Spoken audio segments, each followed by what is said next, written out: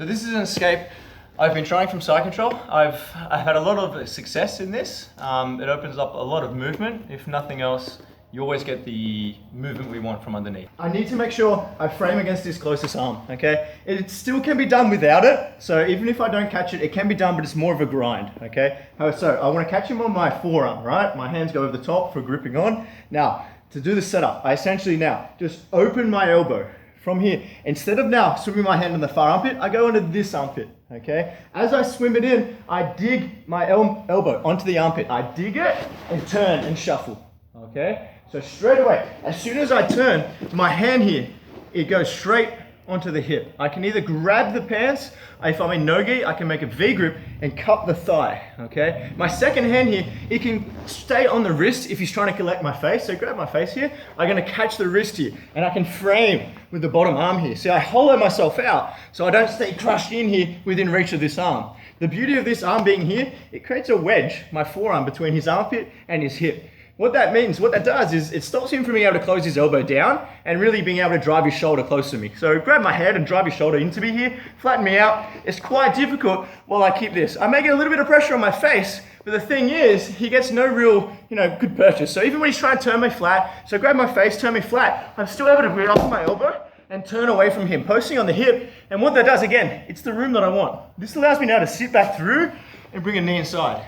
Okay, sure, if we can keep the elbow behind, I may have a chance at the back now. I can hip escape out, keep working, but otherwise I've got Mike to guard, okay?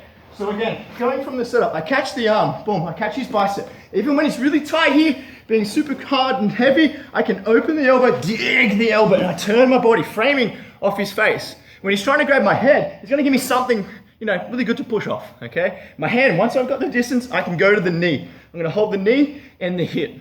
Okay, from here, I make sure I track the leg with my far knee. If I track the hip, okay, we have hip connection. If we just shuffle around, just turn around for me, turn around, turn around, turn around. When I swim inside, I dig my elbow, my knee here. Look, I scissor my legs. So my knee here, my thigh, has hip connection. I can track his leg.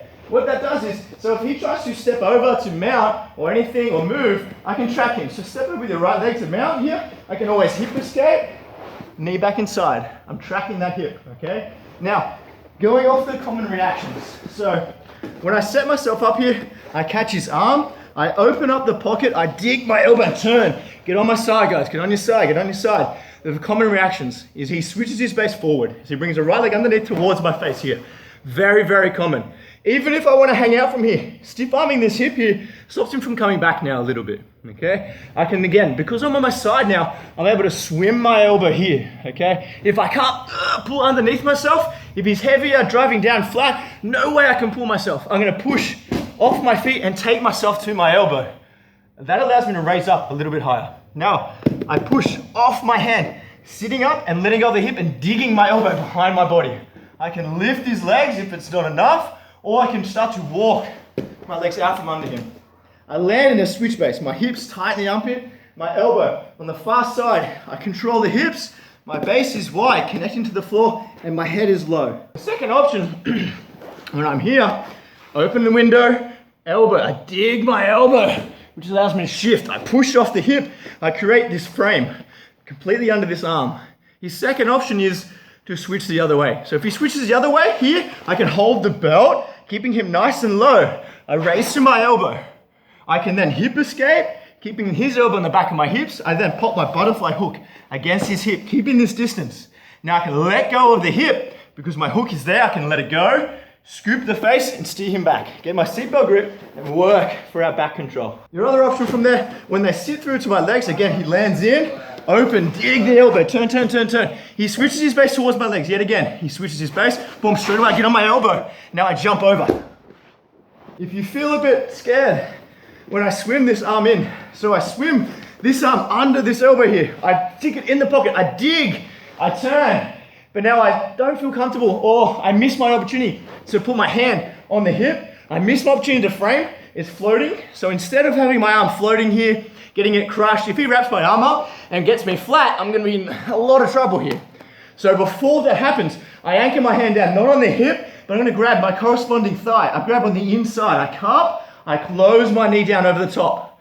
I make sure I'm framing with my right hand. I can be having it boxed out. I can have my elbow over the top if I'm a little bit closer. But what this does is closes the circuit between his arms and his legs, and also allows me to then shake him about. I can move him to the floor, cause him reaction. When he reacts and turns back, pushes up, I let go of my knee. I turn, raising my elbow, go on all fours up to my knee. My hand goes back to the hip, onto my hand, and I'm good to go. Reversing him from turtle. Okay, we have all our reversals we can do from a turtle. If you're not that comfortable, I sit back through to my guard. Okay, and again, guys, remember, this time, oh, he got my face. He got my face. It's a little bit harder from now, but not impossible. If I can push the hip, bump, bump, bump, wriggle my arm underneath. As soon as it comes underneath, I'm pushing off the hip and turning. I'm turning from him. Now remember, guys, if he does nothing, I hip escape and I put my knee inside. Okay? If he goes to mount, he steps his right leg over the top to mount. Even if one leg gets over, this point is too late. But up until that point, come back this one step. So one step here, your right leg goes over the top. As soon as it's going, now I'm framing on the bottom arm. I hip escape, and the hook comes in, butterfly hook. Once the hook is in there, now I can make the space, whatever I need, and I'm good to go. Okay? So, give it a go. Have an attempt at this. See how you like it. I've had a lot of success with it. See if you can ultimately get that space you need from underneath and side control. Again, just one little thing, one reminder, how important that frame is. Make sure when I open this, I dig, and this hand anchors on. I must grab, okay? I can go here. Now, one other thing is, say he sprawls on top of this arm here. Sprawl.